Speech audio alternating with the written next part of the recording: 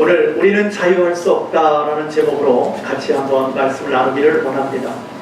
우리는 지금 십계명을 계속해서 하고 있습니다. 오늘 우리가 7번째 계명 가늠하지 말지니라라는 말씀을 함께 나누려고 합니다. 여러분, 우리가 살고 있는 이 시대는요, 어떤 성적인 어떤 그런 문제들이 차별적으로 우리를 공격하고 있습니다. 그래서 성도덕과 성윤리의식이 어떻게 보면 다 무너졌다라고 이렇게 우리가 좀 생각할 수가 있습니다.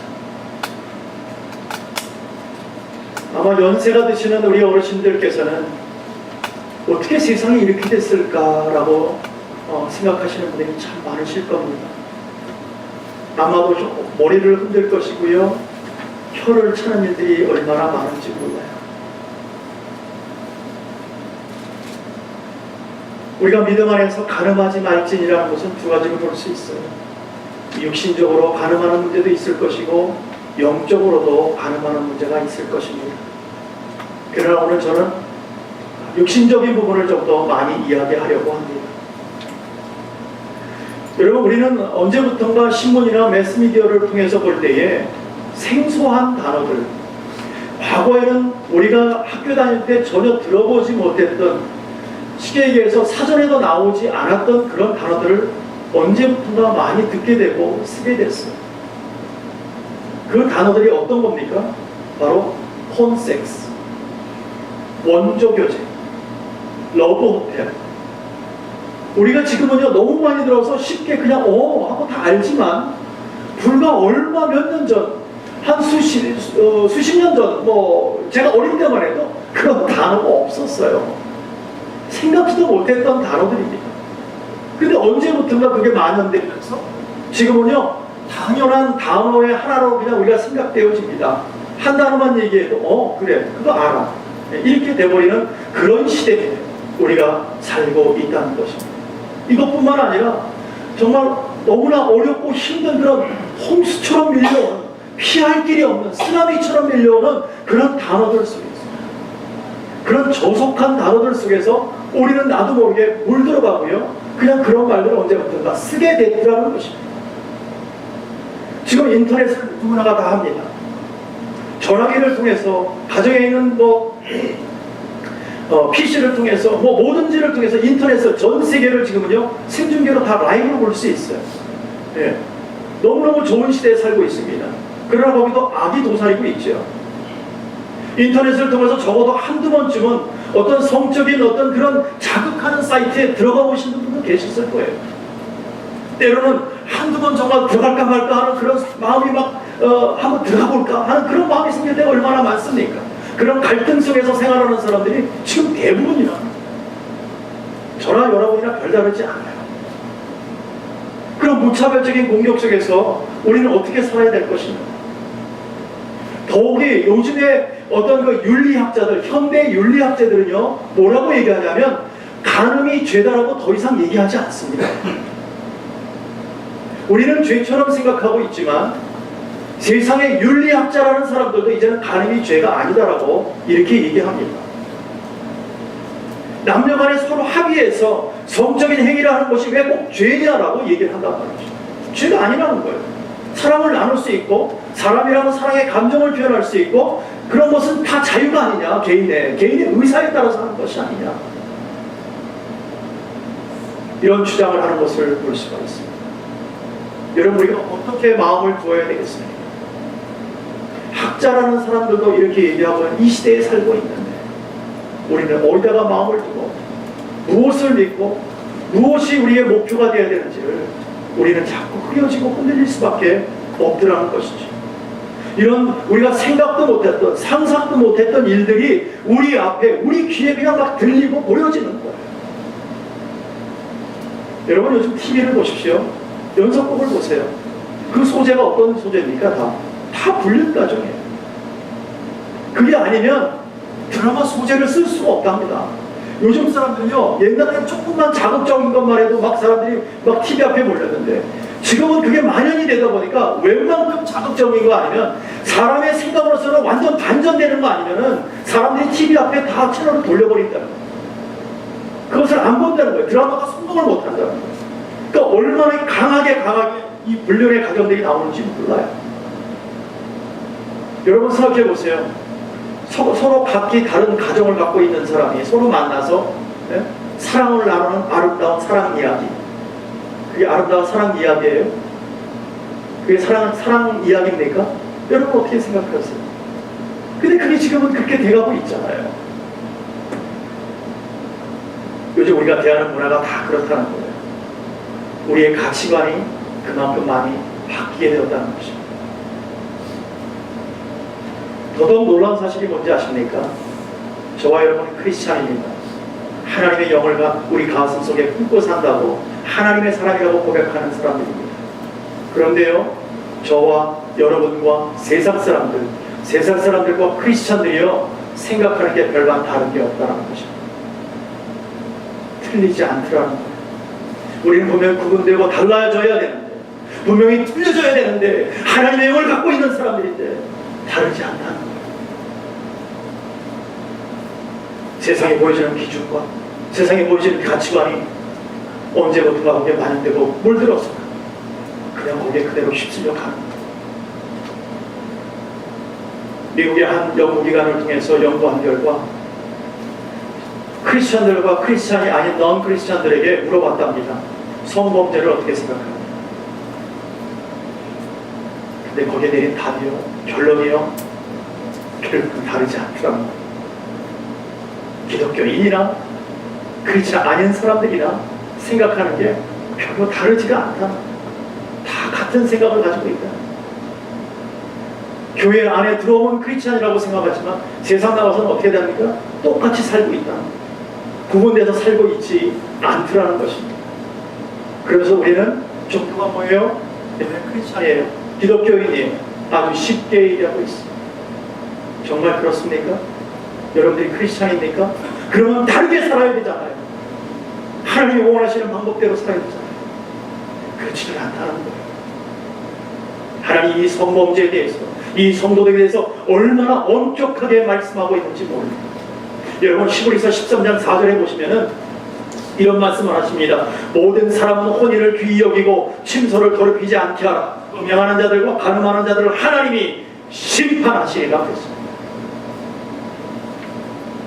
여러분, 음행하는 자들과 간음하는 자들을 하나님이 심판하시겠다. 이 구절은요, 어찌 보면 어차피 우리가 죄를 지으면 하나님께서 우리 심판하세요. 그렇지 않습니까?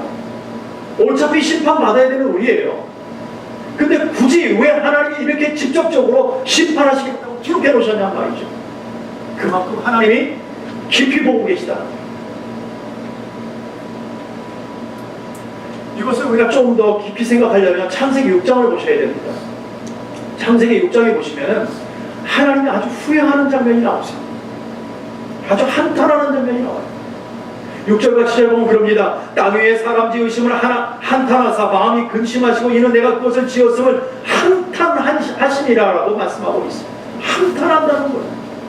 하나님이 왜 이토록 한탄하신다고 했을까요? 하나님이 창세기에서 우리 인간을 만들어 놓고 좋았다가 아니었습니다. 아주 심히 좋았더라. 너무너무 행복했다. 너무너무 기쁘다라고 저게 분명히 기록해 놓으셨는데 얼마 지나지 않아서 한탄하신다는 거예요. 그 이유가 뭘까요? 오늘 6장에서만 봐도 한탄한다, 속상하다를 두 번씩이나 반복하고 있지 않습니까? 그 이유가 뭘까요? 바로 성적 도덕의 타락이었습니다. 성문제에 걸려버렸던 것. 하나님의 아들들이 사람의 딸들과 서로 간에 문란한 성애가 있으므로 그 결과로 인해서 어떻게 됐습니까? 그 결과로 싹 쓸어버렸다 이거예요.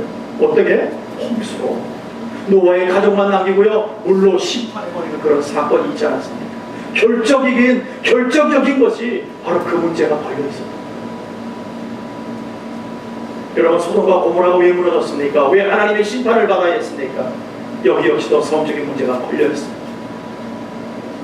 하나님이 이처럼 성적인 도덕적인 것과 또 범죄에 대한 것에 아주 단호하게 말씀하시는 것, 왜 이렇게 할 분이 말씀하실 수 없느냐? 왜? 하나님의 형상으로 지음받은 저와 여러분이 하나님의 뜻대로 살지 않는 것, 하나님의 방법대로 살지 않는 것, 하나님이 만들어낸 그 스케줄대로 살지 않는 것, 이거 하나님이 너무너무 싫어하는 것. 남자가 여자를 만들어 놓고 하나님께서 서로 돕는 배필로 또는 뼈 중에 뼈요 살 중에 살이고 서로를 사랑하게 만들고 사람이 사람을 통해서 사람이 태어나게 그것을 계속해서 하나님 오실 때까지 하나님을 찬양하고 나가야 될 우리가 어느 순간부터 남자가 남자를 좋아하고 여자가 여자를 좋아하는 그런 세상에 살고 있다. 하나님이 속상하시다. 이게 바른 거 아니잖아요.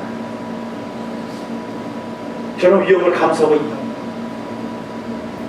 만약에 이 CD가 정부에 들어갔다면 저는 잡혀갈 거예요. 캘리포니아 법이 그렇습니다. 그러나 목사의 양심을 얘기 안 할 수가 없어요. 그게 바른 것입니까? 아니잖아요, 여러분. 저 여러분이 살고 있는 이 시대가 소돔과 고모라의 시대보다도 낫다고 생각하십니까?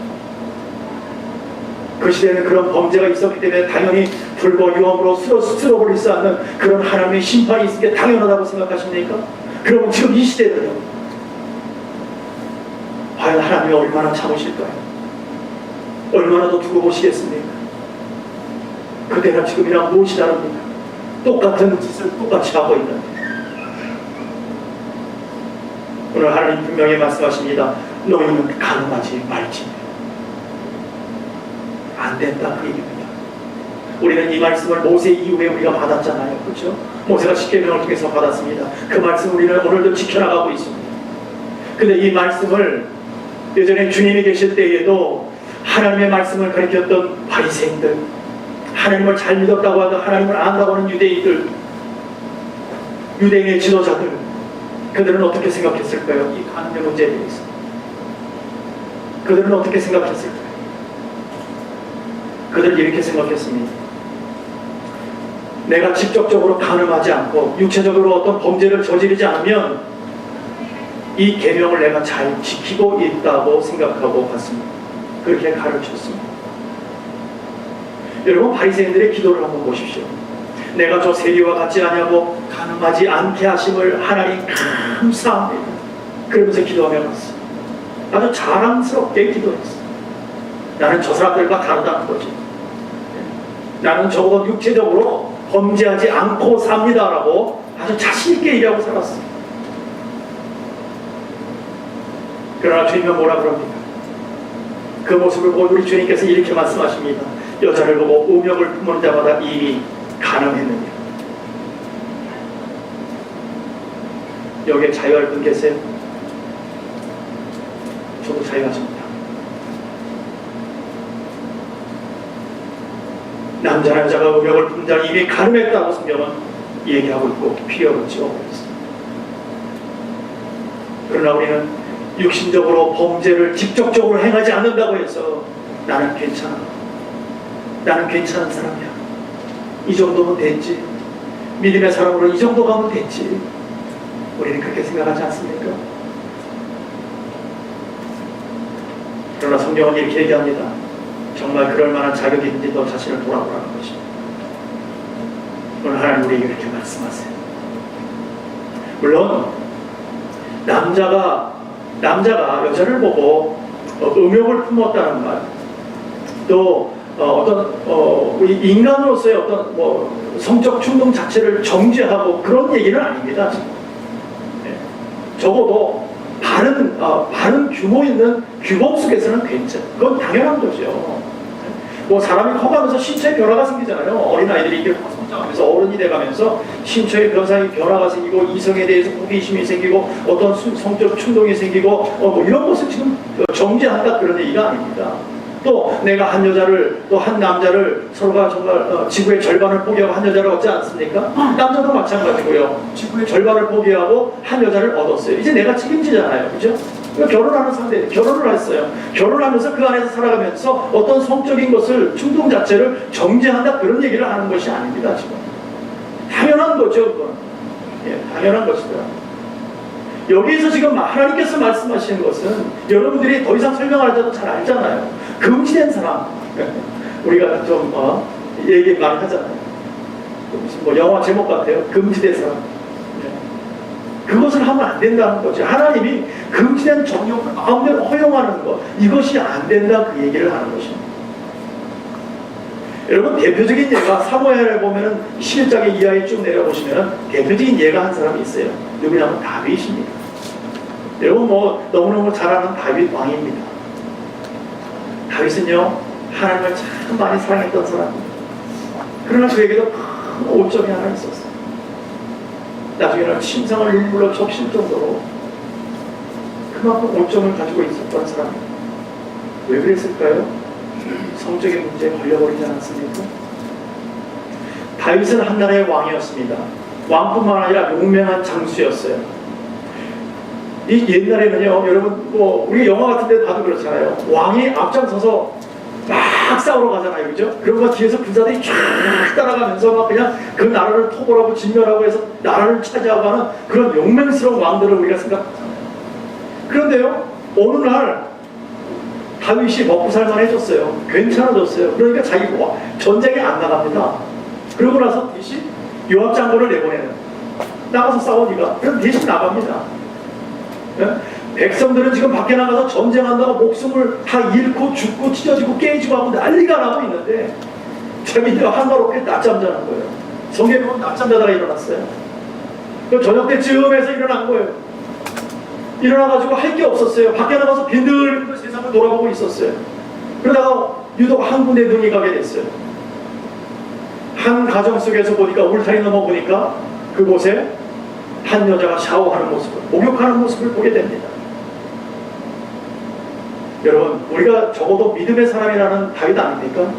그 정도 다윗이라면은, 적어도 그런 모습을 얼른 보면은 정말 예수 중심으로, 하나님 중심으로 살아가는 사람이라면 설령 그런 장면을 봤다 할지라도 얼른가 눈을 감아버리든가 빨리 눈을 돌려버리든가 아니면 빨리 왕궁으로 들어가서 다른 일을 직무를 보든가 더 이상 그 생각에 묶이지 말았어야 되는데, 다윗이 어떻게 합니까? 성경에는 기록되어 있지 않아 있지만 아마도 이런 것 같아요. 네? 다윗이 그 여자를 보면서 어쩌면 눈이 더 커졌을지도 몰라요. 와, 그리고 네? 그래서 몰래 싹 숨어서 계속 지켜봤을지도 모르겠어요. 침을 꼴깍꼴깍 삼켜가면서 그냥 그걸 들킬까 하고 계속 쳐다봤을 거예요. 그리고 나서 목욕을 마치고 들어가 버린 그 여자에 대해서 계속 생각하고 상상하고 마음속으로 그 여자를 그리기 시작했는지 모르겠어요. 이 여자가 누굴까? 저 여자가 정말 궁금하다. 정말 너무 아름답다. 마음속에서 계속 그것이 더 커졌는지도 모르겠어요. 그래서 과거로 돌아서 불안하게 묻습니다. 저 집이 누구 집이냐? 저 여자는 누구냐? 이렇게 물어볼 때 밑에 있는 사람들이 뭐라고 합니까? 저 여자는 남편이 우리아라는 장수입니다. 지금 전쟁터에 나가 있습니다. 그 이야기를 듣습니다. 그러면 부하가 전쟁터에 나가 있는 와이프라면 얼른 생각을 바뀌어야 되잖아요. 자기가 생각을 더 이상 하지 말았어야 되잖아요. 그 생각 속에서 더 이상 헤어나지 못하는 거예요. 그 여자가 보고 싶어서 그리워서 못 참는 거예요. 결국은 어떻게 됩니까? 그 여자를 데리고 동침을 해요. 결국 우리야 그 남편도 죽게 만들어버립니다. 이 엄청난, 다윗도 이 엄청난 죄를 짓고 말았다는 것입니다. 그러나 이 사건을 성경은 지금 뭐라고 얘기하고 계십니까? 동침하기 이전에 다윗의 마음으로 그 여자를 바라보고 품는 그 순간에 벌써 가늠했다. 여러분, 그 마음을 가지고 있는 사람은요, 나름대로 이 마음에 품고 있는, 어떤 가늠의 마음을 품고 있는 사람들은 정확하게 어느 시점이 되어서 그것을 참지 못하고 어떤 그런 마음이 상황과 어떤 그 판단력이 흐려지게 되는 그 순간이 되어버리면 나도 모르게 그걸 저질러버립니다. 사람이 그렇잖아요. 저 갖고 싶다. 어느 순간에 그걸 짓게 됩니다. 사람이 그런 거예요. 행동으로 옮기게 되었다는 것입니다. 누구를 막론하고 똑같습니다. 저나 여러분 다르지 않습니다. 나이를 들면 괜찮을까요? 나이를 먹으면 세상 오래 살면 괜찮을까요? 아니요, 그렇지 않습니다. 젊은 사람이나 나이 든 사람이 똑같습니다. 왜 그런지 아세요? 마음 먹는 것이 아니기 때문에. 저희 할머니 99세세요. 얘기를 나누다 보면요, 저희 할머니 마음은 아직도 젊은 사람이에요. 지혜만 더 많아지세요. 마음 적더라는 거죠. 몸이 늙는 것이 마음 늙는 것이 아니더라는 거예요. 그래서 분명히 말씀 가운데 그럽니다. 무릇 지킬 만한 것 가운데 내 마음을 지켜라라고 말하고 있습니다. 생명의 근원이 여기서 난다는 거예요. 마음을 지키는 문제, 이것은 너무너무 어렵습니다. 너무너무 힘듭니다. 우리는 내 마음이 세상 가운데 더러운 곳으로 추구하고 가는 건 우리의 삶입니다. 그것이 더 달콤하고 더 이쁩니다. 더 좋습니다. 그러면서 우리는 육체적으로 범죄만 하지 않으면 괜찮다고 우리는 우리를 자유하면서 가고 있습니다. 나는 자유다. 나는 괜찮아. 왜? 나는 내 몸으로 직접적으로 나는 그렇게 범죄하지 않았기 때문에. 그러나 오늘 주님이 뭐라고 그러십니까? 여자를 보고 우명을 품는 자마다 가늠했다라고 분명히 말씀하고 있지 않습니까? 근데 이 말씀 이후에 어떤 말씀이 기록되어져 있냐면 이렇게 말씀하십니다. 아주 우리에게 정말 전곡을 찌르는 말씀을 하세요. 뭐냐면 만약 내 눈이 범죄하거든 내 눈을 뽑아버려. 내 손이 범죄하거든 내 손을 잘라버려. 얼마나 두려운 말씀을 하고 있는지 모릅니다. 내 두 눈을 가지고 멀쩡하게 그렇게 그것을 바라보면서 간다고 그렇게 두 눈을 가지고 범죄하면서 지옥에 떨어진 것을 내가 볼 수 없다는 거예요. 주님께서는 내가 그거 볼 수 없다. 왜? 내 자녀이기 때문에. 그 손 때문에 범죄하면서 천국 가지 못한다는 것을 내가 볼 수 없다. 내가 견딜 수 없다. 차라리 잘라버려라. 그리고 천국 가는 게 낫지 않겠냐. 우리 주님이 부탁하고 계십니다. 아주 단호하게 말씀하고 계십니다. 여러분, 앞을 보지 못하면 세상에 더러운 것 안 보니까 거룩하게 살까요? 네? 만약에 두 팔이 없다면 더러운 것 우리가 훔치고다는 거 안 하니까 거룩하게 살까요? 안 그렇다는 거예요, 여러분. 마가복음 7장에 보면 이런 말씀이 있습니다. 그 사람의 마음에서 나오는 것은 악한 생각과 음란과 도적질과 살인과 간음과 탐욕과 악독과 속임과 음탕이 내 마음 가운데 이 모든 것이 다 있다는 거예요, 여러분. 생각으로 다 있다는 거예요. 마음속에 다 있다는 거예요. 여러분, 내 안에 있는 이 죄악을, 이 어려움을, 이 음욕을 우리가 어떻게 해결할 수 있겠습니까? 정말 우리 힘으로는 해결하기가 어려운 거예요. 그래서 우리는 십자가가 필요한 거예요. 그래서 우리는 십자가가 필요한 거예요. 그래서 우리는 주님이 필요한 거예요. 우리로서는 도저히 할 수 없으니까.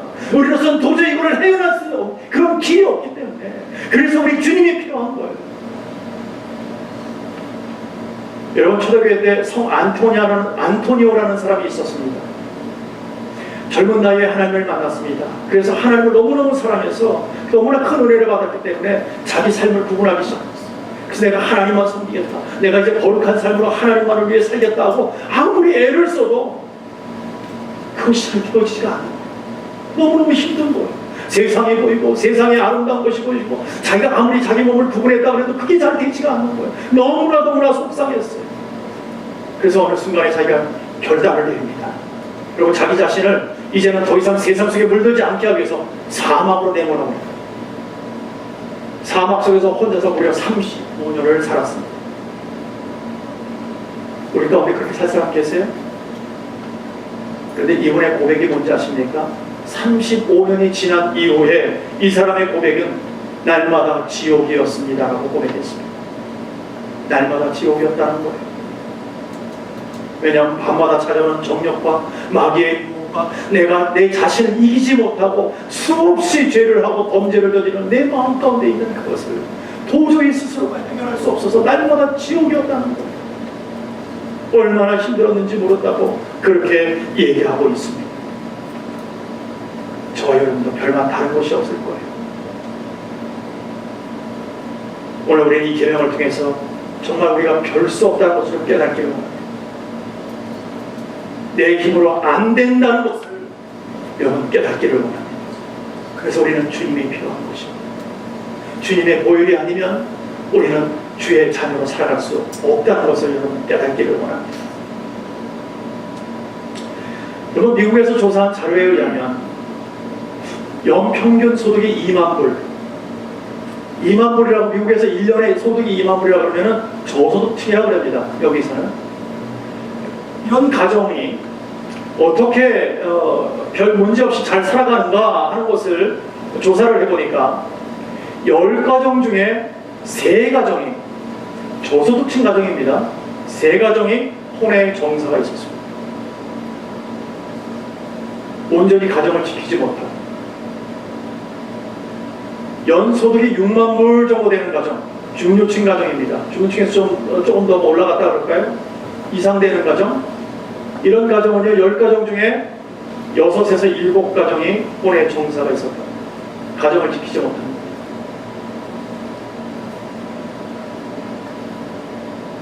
수입이 많으면 많을수록 사람들은 더 타락하기 시작했다. 수업이 있거나 없거나 사람들은 타락하고 있다. 여러분, 여기서 우리 자유할 수 있겠어요? 여러분은 어떠세요? 여러분, 이처럼 어려운 세상 속에서 과연 하나님의 자녀다운 삶을 살기 위해서는 어떻게 살아야 될 것인가? 어떻게 우리가 살아갈 수 있겠냐? 어떻게 해야 우리가 바른 믿음의 삶을 살아갈 수 있을까? 방법은 하나뿐이 없어요, 여러분. 바로 내 의의를 포기하는 거예요. 내 자신을 내려놓는 거예요. 오직 주님만을, 그분만을 위해 그분이 나의 주인 되주시고 그분이 나를 이끌어 주시는 거 방법만요. 다른 방법이 없어요. 어디에 있어도 사막 한가운데 가서 있어도 아무니 없어도 아무 사람이 나를 받으라는 사람이 없고 혼자만 있더라도 지옥이래잖아요. 그런데 우리는 세상 속에서 같이 살고 있고 보여지는 활력 속에서 그런 문란 속에서 우리가 걸어가고 있는데 여기서 어떻게 내 자신을 지키며 나갈 수 있고 나는 의롭다고 할 수 있겠어요? 그게 어렵다는 거죠. 그래서 내 자신을 내려놓는 것입니다. 내 의의를 내려놓는 것입니다. 나는 가늠하지 않았어. 나는 그런 추악한 짓을 하지 않은 사람이야 라고 내 의의를 내려놓기를 바랍니다. 분명한 것은 나는 별 수 없는 인간입니다. 여러분, 세상에 누구를 향해서 손가락질할 수 있겠어요? 우리 신문의 대문짝망에 나오는 것마다 보고 이 사람 저 사람 이 사람이 그래서 막 손가락질하지 않습니까? 정죄하지 않습니까? 저와 여러분도 다르지 않다는 거예요. 우리가 성경을 통해서 알 수 있는 것은요, 가늠하다가 잡혀온 한 여인이 있었습니다. 기억하십니까? 사람들은요 그 여자를 가늠하다 현장에서 잡혀왔기 때문에 그때 당시에 법으로는 돌로 쳐 죽이는 거였습니다. 그래서 돌들을 하나씩 집어들고 이 여자를 죽이려고 끌고 왔습니다. 주님께서 땅에다가 무슨 글씨를 이렇게 쓰고 계셨어요. 무슨 말씀을 쓰셨는지 모르겠어요. 쓰고 계시다가 주님께서 이렇게 말씀하십니다. 너희 가운데 죄 없는 자가 먼저 돌로 치라. 그 말씀 한마디만 딱 하셨어요. 너희 중에 가늠하지 않은 사람이 있다면 나와서부터 돌로 치라고 얘기하시는 거예요. 그랬더니요 한 사람씩 돌을 놓고 가버렸다. 그 얘기 뭡니까? 자유할 사람 아무도 없다는 거예요. 그 말씀에 나는 이만큼 어려운 사람이라고 나올 사람이 아무도 없다는 거예요. 누구라도 죄로부터 자유할 사람은 없다는 것입니다. 우리도 마찬가지 아닙니까? 죄로부터 어떻게 자유할 수 있겠어요? 저는 요즘에 십계명을 여러분과 함께 나누면서 얼마나 제 자신이 깨어지는지 지금 1계명부터 7계명까지 왔지만 제 스스로가 준비하면서 제 스스로 제 자신을 보게 됐어요. 저는요 1계명부터 7계명까지 보니까 목사라고 내가 여기 서 있는데 단 한 계명도 제대로 지킬 게 없었어요. 그러면서도 여러분 앞에 이렇게 목사라고 서 있는데 너무너무 부끄러웠어요. 그래서 제가 기도했어요. 하나님 나 어떡하죠? 이러고도 제가 목사입니까? 만수하는 10개 계명뿐이 안 되는데 그것만도 지키지 못하는 내가 목사입니까? 하나님? 이러면서도 하나님 앞 사람들을 하나님의 사람들 앞에서 내가 설교를 합시고 떠들고 있던 뒤에 저는 너무너무 부끄러웠어요. 정말 고백합니다. 단 한 계명도 저는 지킬 만한 것이 없었어요. 온전히 지켜가지 못하고 있습니다. 주님 나는 죄인입니다. 어떻게 저 같은 사람을 하나님 앞에 세우셨습니까? 그분의 능력이 필요합니다. 그래서 오늘 우리가 살아갈 수 있는 거예요. 우리는 한 주간 그저 성경 한두 번 그래도 읽고 찬양 기도하고 그러면 나는 믿음 생활 잘한다고 자꾸 우리는 착각하고 있어요. 여러분 착각하지 마세요. 그게 믿음 생활 잘하는 거 아니에요. 우리는 날마다 그 삶을 하나님을 구별하고 걸어가는 것이 자랑입니다. 정말 죽기 살기로 매달리지 않는다. 우리가 어떻게 이 세상 속을 살아갈 수 있겠습니까? 한순간도 우리가 그냥 걸어갈 수 없는 이런 세상입니다. 이 시간에 우리가 우리의 의의를 내려 나는 자유하지 못한다 고백을 갖기로 사랑하는 성도 여러분, 우리는 한순간도 주 없이는 살아갈 수 없는 존재들입니다. 오늘도 내일도 모레도 우리는 주 없이는 아무것도 안 됩니다. 우리는 죄악덩어리 그 자체예요. 이 죄악덩어리를 하나님 구원하시겠다고 십자가의 보혈을 뿌려주시지 않으셨습니까? 우리는 오직 주 안에 있을 때만이 우리의 생명이 사는 거예요. 우리의 영혼이 사는 거예요. 오직 그 앞에 나아가야만이 우리의 길이 열릴 줄로 믿습니다. 사랑하는 성도 여러분, 우리 모두 정말 진실한 믿음 안에서 나의 의의를 좀 내려놓고 나의 이런 모습, 잘난 모습, 교만한 모습 다 내려놓고 오직 주님만 의지하고 살 때에 거기에 참 행복이 있고요. 하나님의 사람으로 살아갈 때 부정함이 없게 하시고요. 그 주님께서 우리를 든든하게 세우실 줄로 믿습니다. 그래서 우리가 계명을 지키며 하나님의 자녀다운 삶을 살아가는 저와 여러분 되시기를 간절히 축원합니다. 기도하겠습니다. 하나님 아버지,